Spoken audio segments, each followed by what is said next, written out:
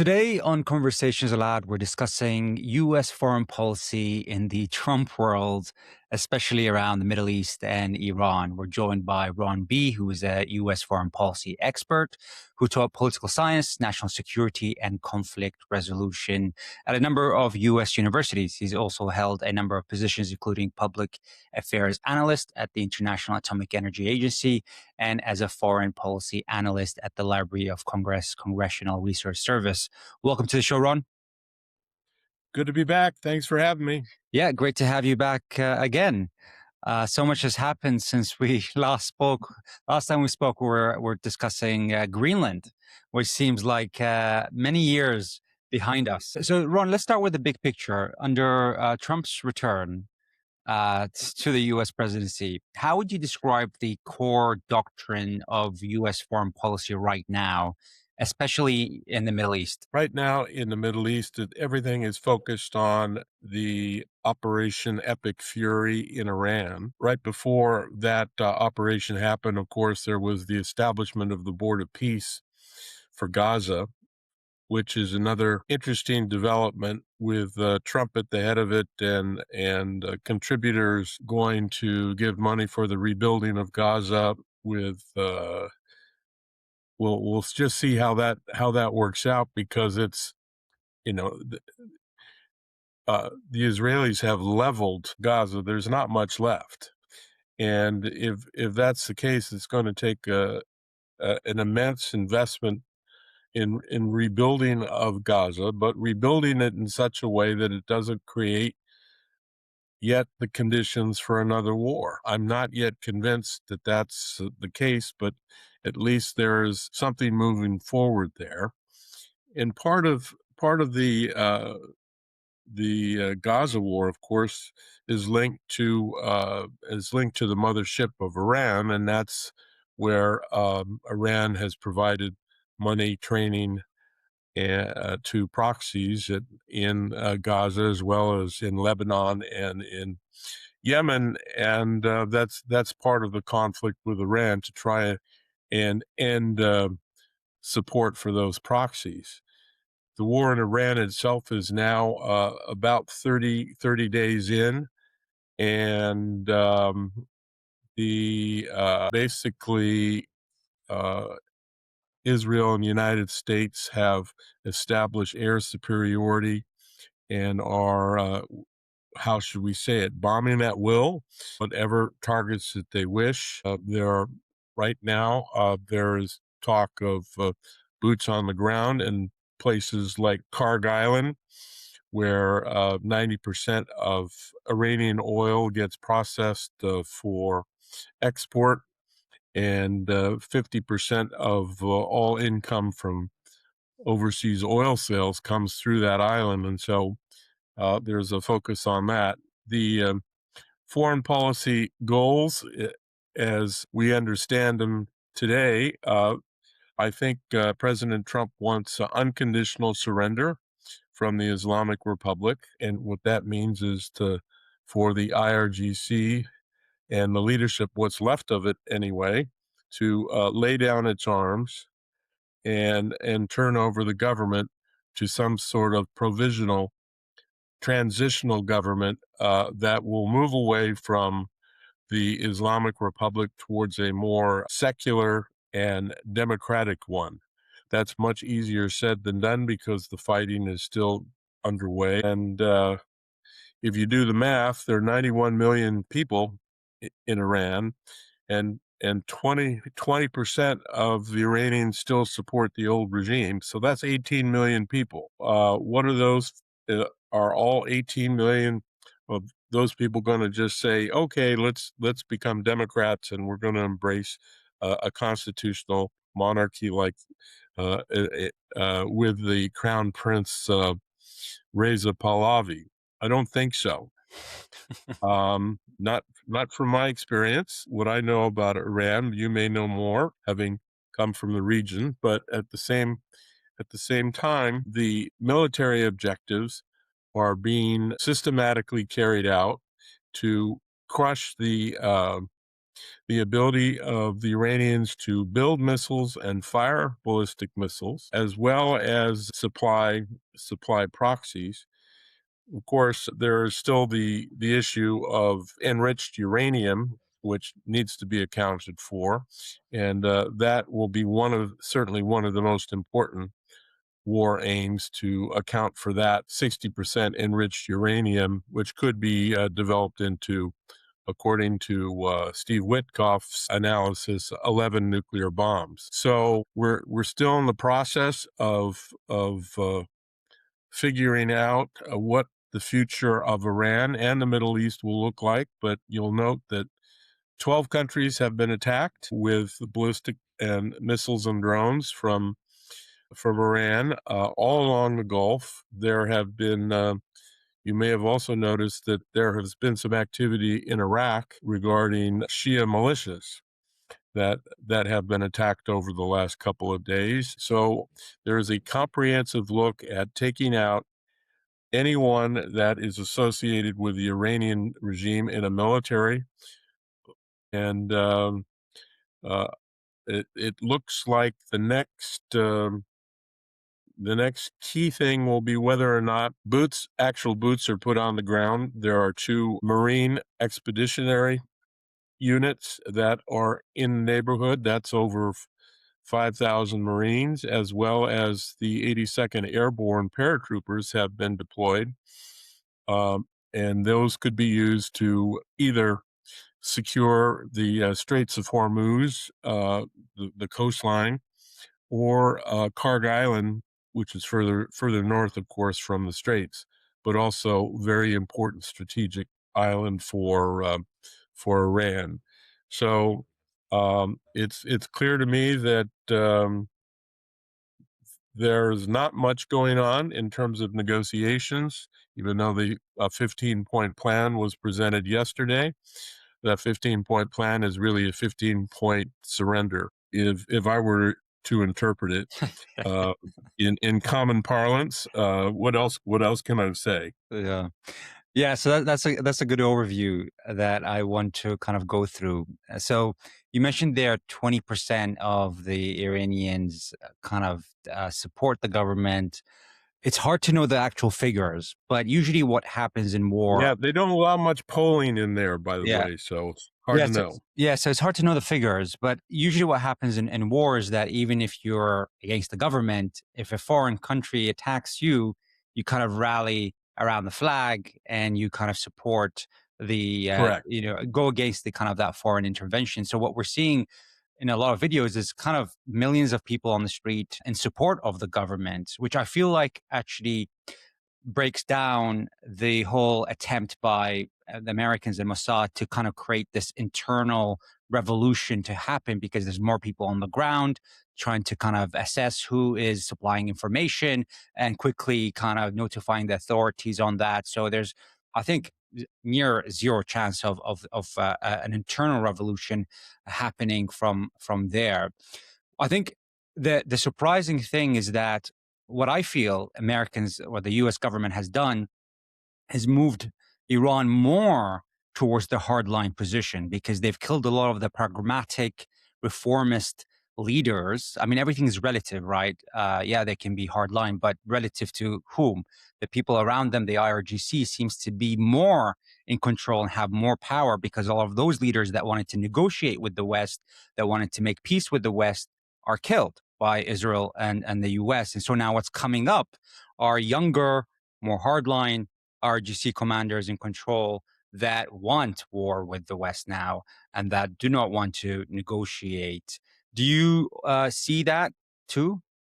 Why, it's hard to know who's in charge because they don't last very long. I do fear that those that come through this from the IRGC are going to be hardened and as you suggest, a lot less willing to negotiate about the future of Iran than those that are not part of the IRGC. And so I don't know how you work with a group like that if you're trying to promote a secular democratic government. I don't see it happening. Does this mean that there has to be a systematic purging of the IRGC, the Basij, the morality police, the mullahs, and well, the ayatollahs are gone. But the fact of the matter is, I think uh, what I'm hearing or what I'm seeing is a wish for a clean slate, but there's never a clean slate in a country as large as 91 million people. And I think we don't know what's going on behind the scenes, but you can bet that the Mossad and the CIA are looking for some sort of transitional government that they can provide uh, weapons weapons to and the like. And you may have heard about the discussion about the Iraqi Kurds getting involved. And because there are, of course, Iranian Kurds that feel like they have been dissed over the years, and I think that's an interesting but also dangerous thing to do because if you're talking about a civil war, you don't want to start one in that way. Um, Yeah. I'm And also worried, frankly, about Iraq, simply because you have a 1,000-mile border with Iran and also over 50% Shia population. Um, Many refugees are likely to go towards Iraq rather than through Turkey, where there's only a 300-mile border. But that's yet to be determined. What we still have to figure out is what are the next steps after the military stops dropping bombs, what next? And that's going to be the most difficult part of this whole operation, in my opinion. yeah, and the issue with the Kurds is that the Kurds have been burnt by the U.S. a number of times. So Yes, I know. I know. yeah, so for the audience, the U.S. kind of supported or told the Kurds to fight Saddam Hussein, and they'll support them, but then And, that and support. then didn't support them and they got slaughtered. Yeah, and then that happened in Syria too against ISIS. And then Turkey came and just kind of also did a bit of a attack on Kurds, and Turkey came out actually and said, Kurds, watch out because if you do anything to create Kurdistan, a nation for the Kurds, we're not going to allow this. That's a threat to Turkey, and so that's a kind of interesting kind Well, of that's always been a worry of Turkey, simply because of the PKK and the terrorist incidents that they created over a 20-year period. It cost Turkey over $200 billion in terms of counterterrorism investments and whatnot. And so I remember when I worked in the Middle East from 2000 to 2006, this was a constant reminder from the Turkish military that you can't let the Kurds do anything, nothing, zero, zilch, because they are all part of the PKK. And that's which is not true, by the way, but that was the Turkish interpretation. yeah. And then you mentioned there kind of the deployment of the troops on the ground, which I'll be honest is not making much sense to me because if you deploy the troops on the ground in Iran to take any of those islands, we're in an age where there are drones and there are hypersonic missiles. So it just seems to me it will lead to a massacre where they will just punish Well, them and bomb. that depends on it how well the ground has been laid before they get there, or how well the drones and missile batteries have been attacked. There have been B-52 bombers dropping uh, 90,000 pounds of bombs every run over the last week on certain targets that are likely to be the missile batteries and drone batteries that that could attack Karg Island. But another thing, why would the Iranians want to attack Karg Island when it would be shooting themselves in the foot? It would be a desperation sort of thing like Saddam Hussein did when he set the oil fields on fire, uh, namely because 90% of their oil gets processed at Cargill, and if they wanted to preserve that for future income, they wouldn't want to attack it, would they? So there are pluses and minuses to going in, but I think you're right. It is a very risky operation to put any boots on the ground, but it appears that there are at least, by my calculation, 7,500 troops under orders to be in the region to answer the call if necessary. Yeah, I think the issue is that the Iranians will not allow. So the Karg Island is where the Iranians transport their oil. 80% to 90% of the oil goes through there. The oil is not actually kind of there. The oil is all around Iran, but they transport it. Yeah, well, they have a Or pipeline. They have a export pipeline it. that that they send to Karg Island Yeah, that pumps the oil to the island. yeah. I think That's I think Iran will take that as a hit and just because they'd rather not have that island than the Americans to have that island. I believe. I think they will take that hit to themselves as long as they can kind of attack the Americans. yeah. Well, um, we'll see what happens with that because I think the threat of the attack of Karg Island is being used as leverage to open the Straits of Hormuz. And that's where we are currently because there isn't much leverage that the Iranians can uh, can exercise at the moment, other than increase the cost of oil and shoot missiles willy nilly at everybody around the Gulf, not to mention Israel. But the so the question becomes: with all this broken military equipment, what remains of the actual IRGC, the besiege, and the military and the morality police that could support the anything that even looks vaguely like the Islamic Republic. Uh, and if there's not enough that to exist for a basic infrastructure, we're going to see more chaos than control. We're going to see uh, more chances at public unrest rather than the public moving forward with a secular government. And so they have to be worried about the next phase of the operation, which I think is the most dangerous one. It's easy to control the skies and to blow things up, but it's not.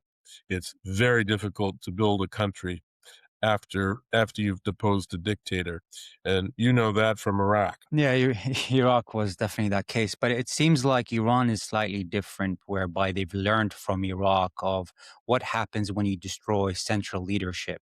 It seems like in Iran, what they've done is kind of this, what they call a mosaic structure, where there are 31 provinces, and they've allowed these provinces to not rely on anything central to come to inform them of how to operate. There's a strategy, there's a plan, and they have given those leaders and different levels of leaders, in case they're killed, the strategy of how to make those attacks without approval from central leadership, which is the problem that Iraq had because everything was centrally controlled. And therefore, when you remove the central command, it all kind of falls apart.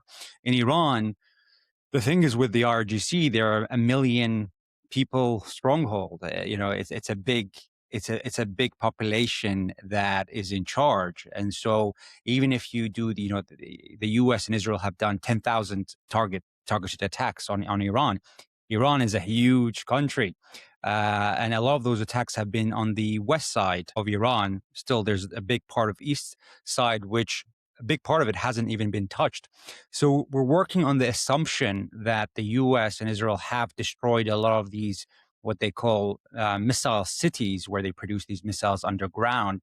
But to me, it seems like those missile cities, a lot of them have been not touched. Iran continues to plummets Israel with. But Iran has said is their strategy is that they're going to throw a lot of their old missiles to deplete the interceptors around the Mhm. Gulf areas and around Israel, and then use their more advanced missiles, which they don't need to use that many of because the interceptors would have been depleted.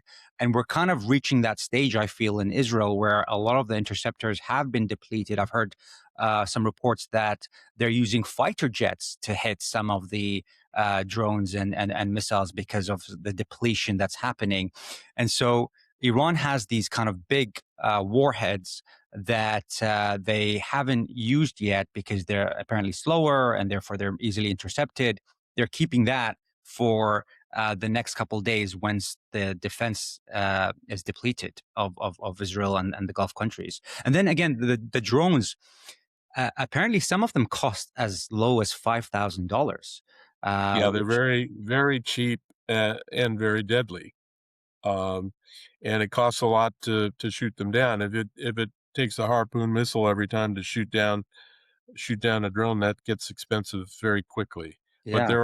there are also, microwave technologies that can knock down drones very effectively, and I don't know if those have been used, but I suggest they probably have. So there are ways to counter that. The question is, how far really have we depleted the Iranian supply of ballistic missiles? And by raising this question, I think you raise a very important one that will be on the desks of military planners today, if not yesterday. And the fact that Iran is so large, it's 2.5 times the size of Texas, which Texas is a very large state in the United States, and folks in the US will understand what that means. It is very large, you have to, And filled with there are mountains. lots of places you It's not can flat. build. Yeah. It's filled with And lots of mountains. places you can have tunnels and underground storage facilities, and let's just say that the Iranians have taken good advantage of that by using their oil money and buying technology to do that. Yeah. Well, it seems like they've been preparing for this since the Iraq War, is what they say, because the U.S. has said after Iraq, Iran's next, and they've been preparing for this war for a very long time.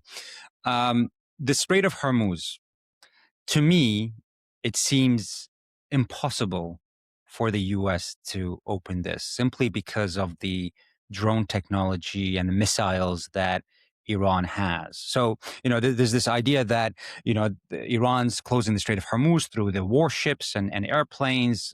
That's not Mhm. real. The reality is that the ships are not passing because it's easy for a drone to come and just hit the ships, and therefore there's no insurance for those ships. So there's been discussion about providing escorts, but all it takes is one ship going down, and everybody else looks at it and says, "Not worth it." Yeah. And I mean, So I guess that's one of the reasons also why the US hasn't deployed their warships in that region. I mean, the Abraham Lincoln moved very far away because of those missiles. Uh, Well, yeah, you want to keep a standoff. Carrier strike group is one of the most important things in the U.S. military, and you don't want to put it in harm's way when if it could stand off in a couple of 100 miles from the action, because its planes and standoff missiles can get the job done without putting the aircraft carrier in harm's way. That's what you do, and it is a choke point, the strait, and so you don't want to put one of your major assets there that for a target for drones or missiles or submarines or fast boats or mines, all of which could be deployed by Iran. They have sunk, to my knowledge, 40 mine layers. Many of the fast boats have been destroyed. I haven't heard much discussion about Iranian submarines, but the Navy, for the most part, has been decimated. The shall we say, the surface fleet has been decimated. The question then becomes missiles and drones, and the facilities around the straits. They've been building those for years, And so that may be one of the places where they're looking at going in with the 82nd Airborne to take those places out that you can't hit with bombs. Yeah, it is worrying because, at the end of the day, even though the coastline, it's a big coastline, first of all, it's a huge Yes, I coastline. know. And then even if you destroy all of that coastline, I mean, these missiles, they could be 50 kilometers, 100 kilometers from the coastline. These drones can be very far away. That can Yeah. be thrown in, and apparently they have water drones, so like water missiles that they Yes, can kind of I'm familiar with those too. Yeah. yeah, so it just seems to me that I don't see a path where they can have destroyed all the missiles and all the drones to open the strait. It seems like it's in Iran's hands. Well, I think we may not understand what technology that the United States possesses to open the strait simply because this has also been on our minds for the last 40, 50 years too, in terms of what happened in the 1970s in terms of oil embargoes and threatening of the strait.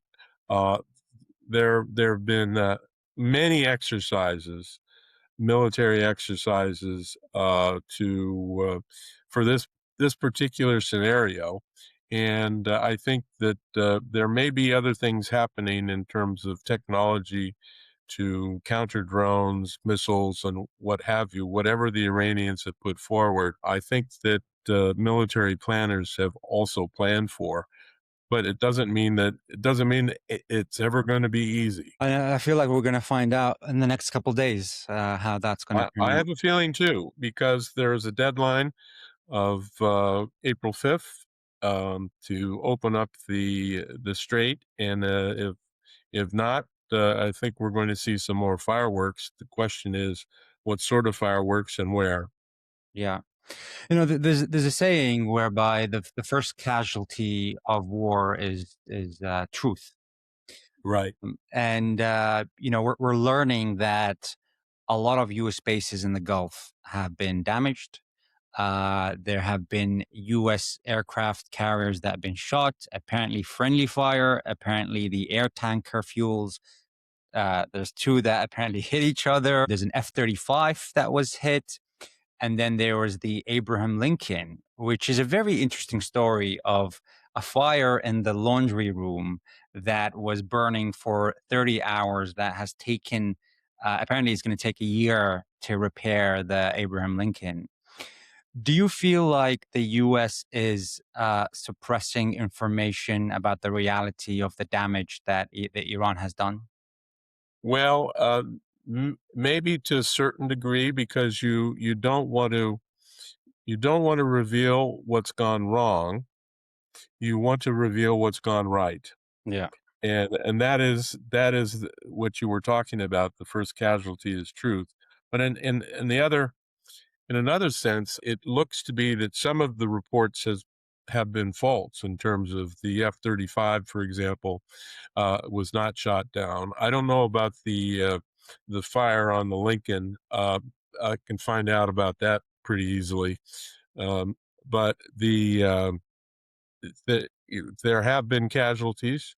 Uh, Americans have been killed in Qatar, have been killed outside Kuwait, and friendly fire was an issue in Kuwait.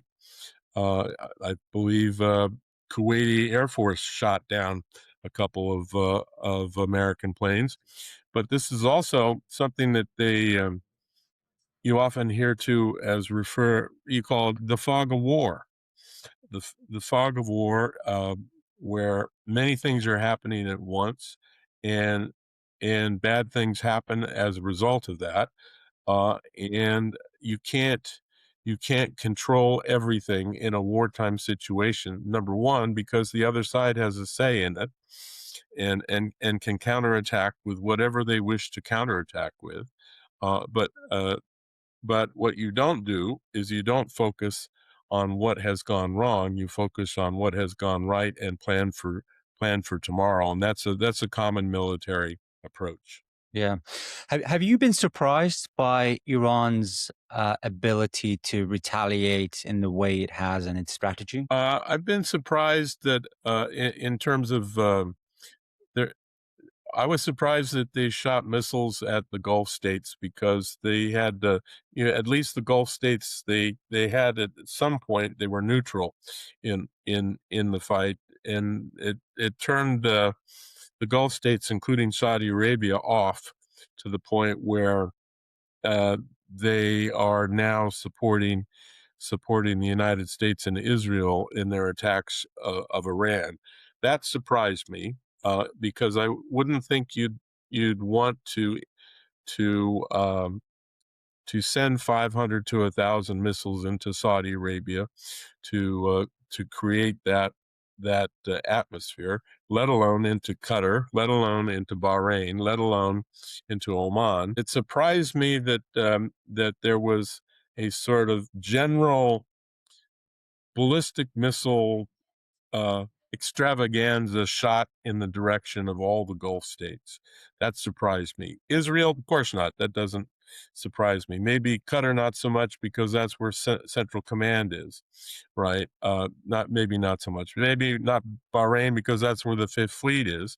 But at the same time, that surprised me that they were able number one, to get as many missiles off as they had, and then would intimidate not necessarily potential allies, but keep countries at least more neutral on uh, in the war effort. That surprised me. I think I have noticed that the number of missiles coming out of Iran has attrited over time in terms of that. And yet that may be because, as you say, they're holding a large batch back for for the real damage, and that they've tried to overcome the missile defenses with the older stuff, which should be that would concern me very much if I were a military planner at the moment.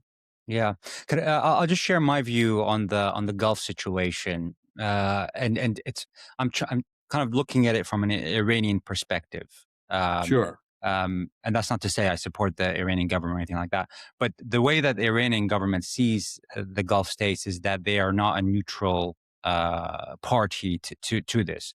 The only neutral party they see is Oman, and they've said that we have attacked everyone else except Oman. It seems like a false flag. We didn't do that. That's what they have said. But the way that they see it is that those Gulf states are facilitating and helping the US and Israel carry out those Right. attacks. Number one, they're allowing their airspace to be used to carry out those attacks.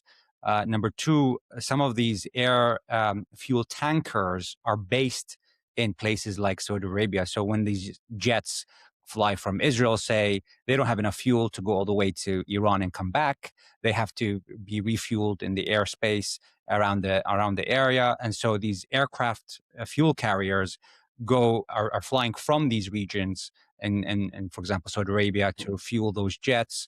And So the Gulf states are essentially facilitating Israel and the United States in their attack for Iran. Therefore, they deserve it. Therefore they're attacking those bases, Right. and also they have. And the funny thing, CENTCOM actually showed this, where the U.S. CENTCOM on X showed videos of missiles being thrown from what appears to be desert, and they called this, I forgot what the name of it is, but they're not defense missiles; they're missiles that attack Iran.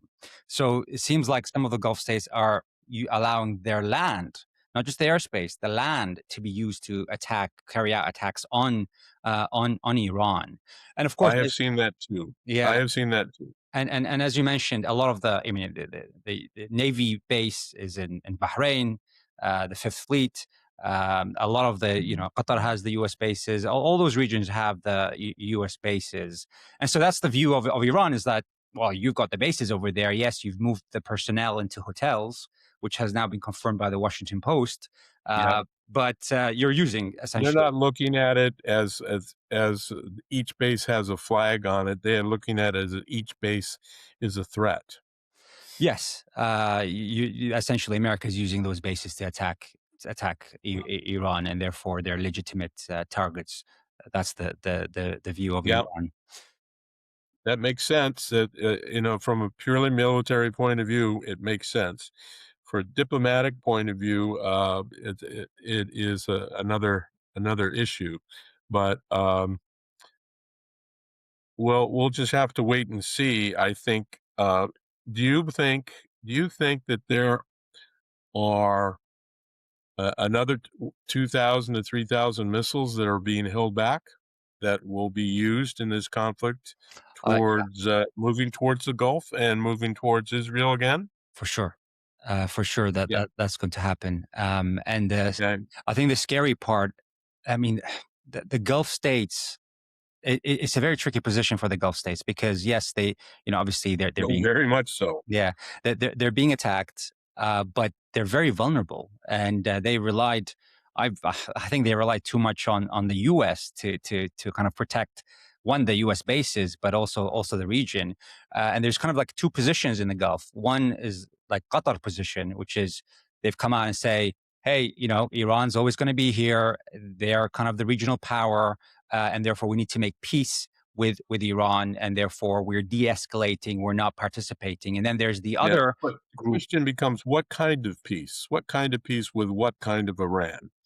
And what I'm hearing out of the Gulf states now is they want a different type of Iran than the Islamic Republic.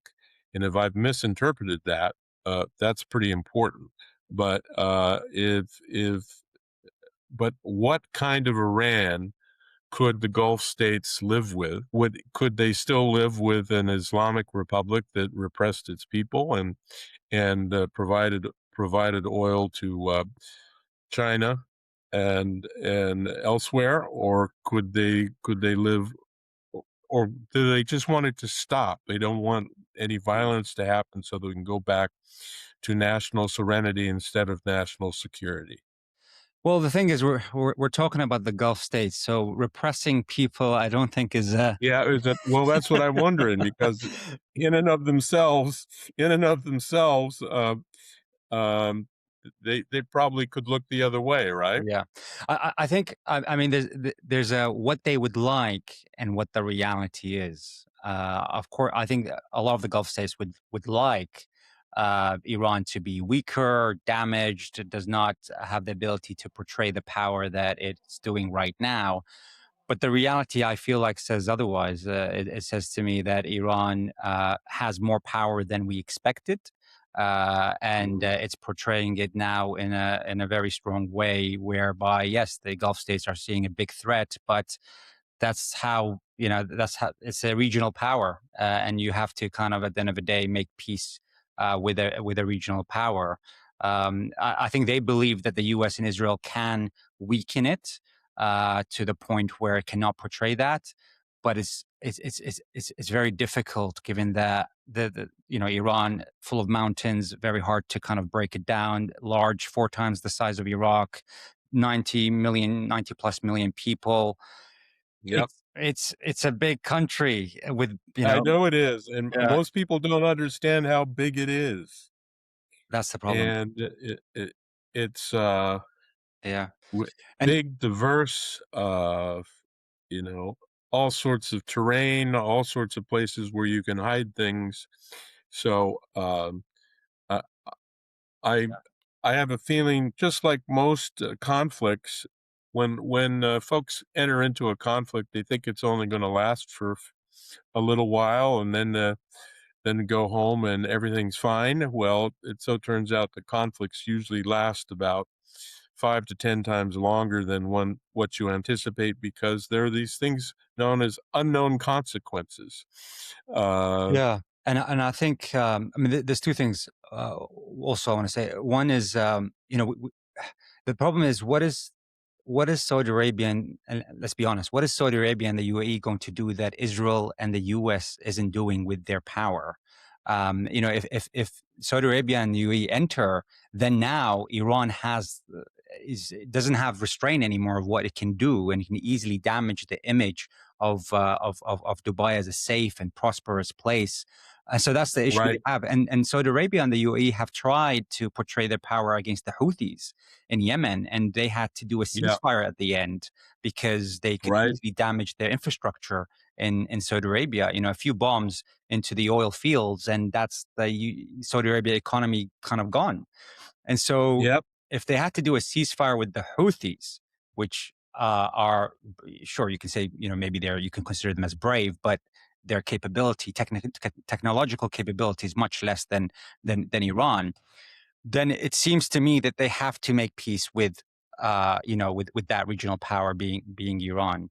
And I would say that's the thing about unintended consequences or unknown consequences. The issue that the US fell into is by killing the Ayatollah is like killing the Pope. Uh, Yes, I know.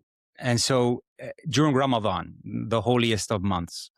And so you kind of ignite a lot of people's anger because as a Pope, the Pope for Shia Islam, he's followed by millions of people, no matter, you know, what you consider about his attitudes and the way he, you know, interacts with his people.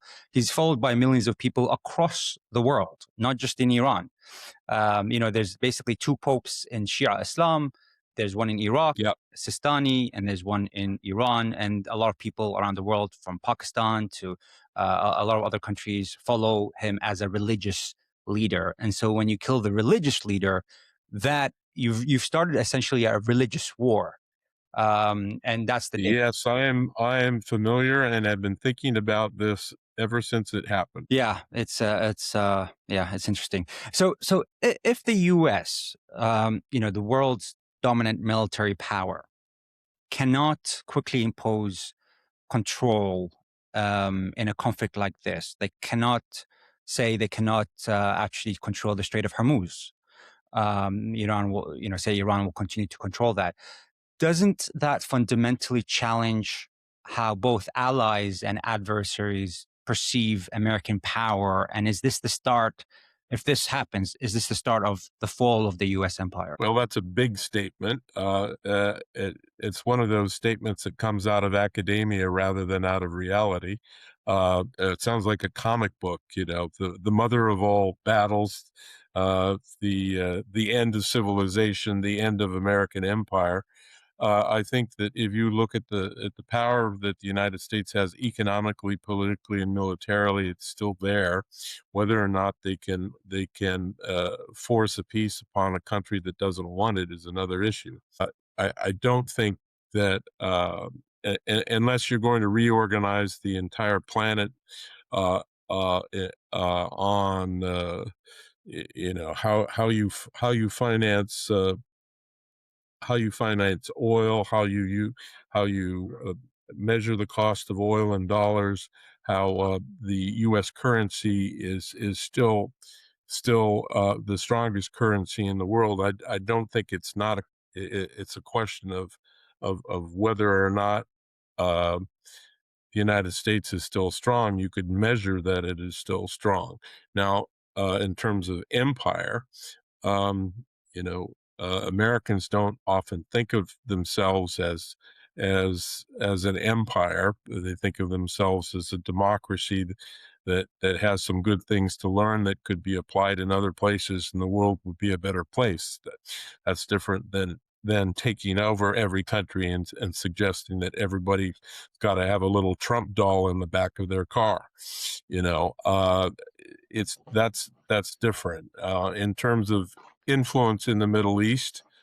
On the one hand, if the United States and Israel cannot transform Iran into something that is going to be less threatening to the region, there will be suggestions that Israel and the United States have limits to their power, and but I wouldn't suggest that that means that they're all of a sudden become impotent because they can't open the Strait of Hormuz. Uh, I think it's a little more complicated than that. There are different strategies for opening that. and that those strategies are playing out now. Well, you could say, we'll save you Carg Island if you open the strait. Well, you're not interested in doing that. We'll try something else. So I think the strength of a country and i- its economy, its moral strength, as well as its military strength, is very, very dependent on who's looking at it. Because if you dislike the United States, you're hoping for its empire to end. If you're a smaller country that sees the United States as a big bully, then you're hoping that its empire unravels, and you'll get some of that power back to wherever you live. But as far as I can tell, uh, there's nobody that even approaches the power, economic, political, and military power of the United States at the moment, regardless of what's going on in Iran and regardless of what happens there. Yeah, so a lot of people see the Strait of Hormuz bigger than is being presented, simply because the way that the U.S. A part of the U.S. financial system works is that uh, as the dollar being the reserve currency, people have to transact in dollar. They hold the dollar. By holding the dollar, they don't actually keep the dollar in the country. They have to buy U.S. treasuries, making U.S. debt Right. cheap. And therefore, it's kind of funding the U.S. government indirectly. And if you move the petrodollar, i.e., the petrol doesn't have to be denominated in dollars, which is the objective Right. of I know what Iran, you mean. of, Yeah. of, of Iran, and they've started to do this with the Strait of Hormuz. Now, 20% of all oil passes through the Strait of Hormuz globally, and they're now saying any oil that comes out has to be exchanged in Chinese yuan, which is very Yeah. The interesting. China's been trying to do this for a while. Yeah, it's a very interesting strategy, which means there's about $600 billion a year just from petrol that comes out of the Gulf that is going to be, if this strategy works by Iran, is going to be now denominated in Chinese yuan, which is a hit to the financial system of the US. And at the same time, the US is now nearing $40 trillion in debt. And That is true. yeah, and so it's kind of, people relate this to how the British Empire kind of fell apart with the Suez Canal when they lost the ability to control the Suez Canal, because people realized it doesn't have that power, that military power, to dictate things, and instead Was destroyed during World War I and World War II. it It was, was, and there was a they destroyed their whole economic system because of dealing with Germany. Yeah, yeah, it was. So there are differences, obviously, to how the British Empire fell, and some people might take offense about calling the U.S. a U.S. empire, of course. But of course, a lot of countries do see it that way because, for example, in the Middle East, Right, I understand. projected its power and kind of told countries this is how it's going to be done, whether that's for your benefit or not. It's for our benefit, and that's how they see it.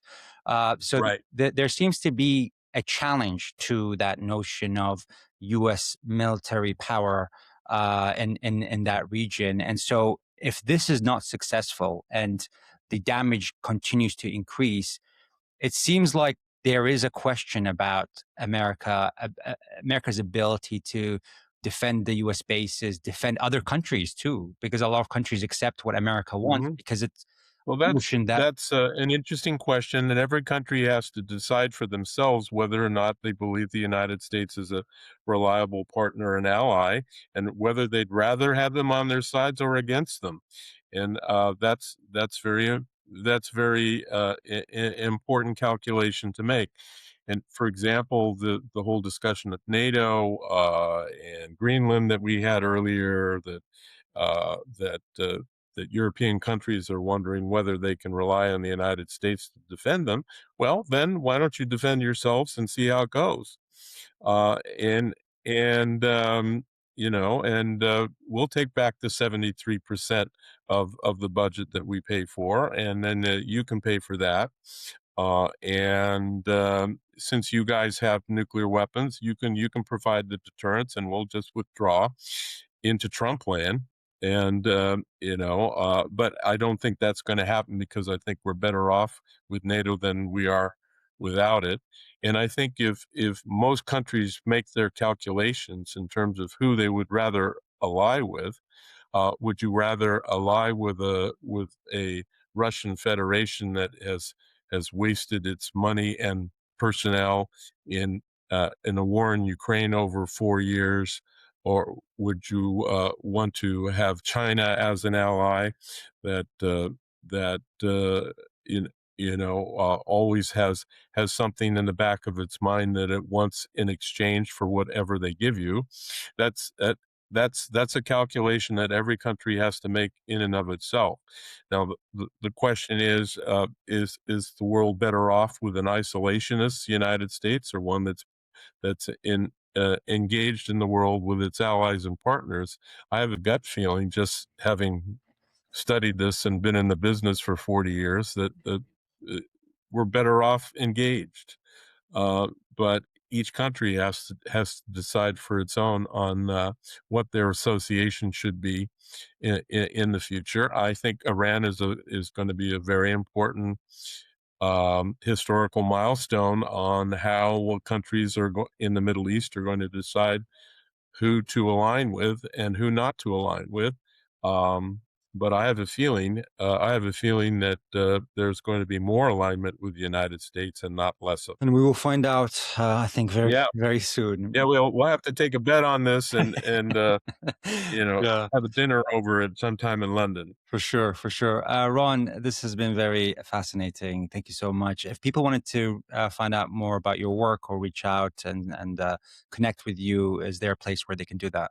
Yeah, you can through LinkedIn. I'm on LinkedIn. I'm also I have a I have a website called learnthroughtravel.com, where I take people to Oxford University to learn about international relations every July, so you can learn about more things there.